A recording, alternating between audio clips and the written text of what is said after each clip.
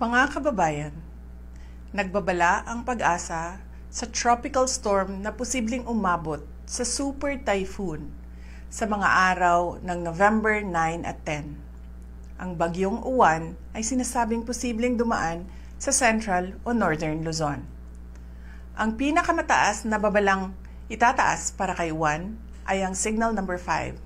Ang signal number 5 ay nagpapahiwatig ng mga hangin na umaabot sa 185 kilometers per hour o mas mataas pa. Ito ang mga panganib at epekto ng super typhoon. Matinding malakas na hangin. Ang ganito kalakas na hangin ay maaaring magpatumba ng mga puno, makasira ng mga bahay, lalo na ang mga luma o magagaan ang pagkakagawa, at magdulot ng pagkawala ng kuryente at komunikasyon. Pangalawa, malakas na ulan, pagbaha at pagguho ng lupa. Malakas na ulan ang inaasahan, lalo na sa gabi at sa araw ng paglapag ng bagyo.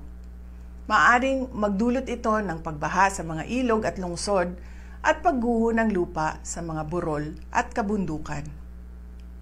Pangatlo, storm surge. Para sa mga pamayanang nakaharap sa dagat, malaking panganib ang storm surge at malalaking alon. Ibig sabihin, ang tubig dagat ay maaaring umabot sa loob ng kalupaan, magdulot ng pagbaha at pagguho ng dalampasigan.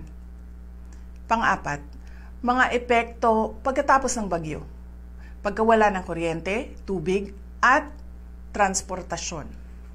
Asahan ang mga abala gaya ng natumbang linya ng kuryente, putol na komunikasyon, saradong daan, dahil sa debris o pagbaha at pagkaantala ng supply ng pagkain at gasolina. Ang mga serbisyo ng emergency at rescue ay maaring ma-overload o maantala.